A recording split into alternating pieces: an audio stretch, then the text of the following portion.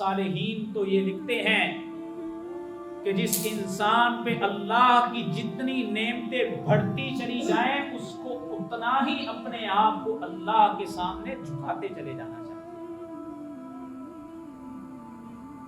اس کو تو اپنے آپ کو رب کا اس قدر احسان مند ماننا چاہیے.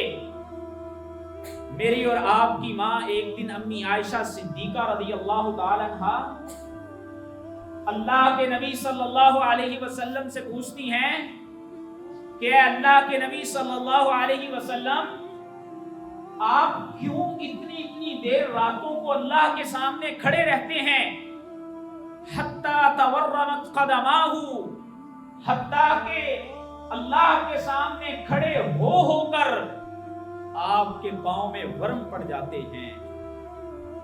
آپ کیوں اتنا اللہ کے سامنے گڑ گڑاتے ہیں؟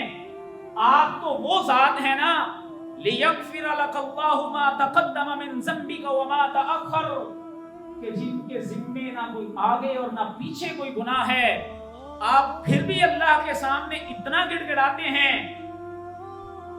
رسول کائنات صلی اللہ علیہ وسلم جواب کیا دیتے ہیں؟ فرمایا عائشہ میں صلی اللہ علیہ وسلم پہ میرے رب کے اتنے احسان ہیں، افلا ان اکون عبدا شکورا، کیا تو نہیں چاہتی کہ میں اپنے اللہ کا شکر گزار بندہ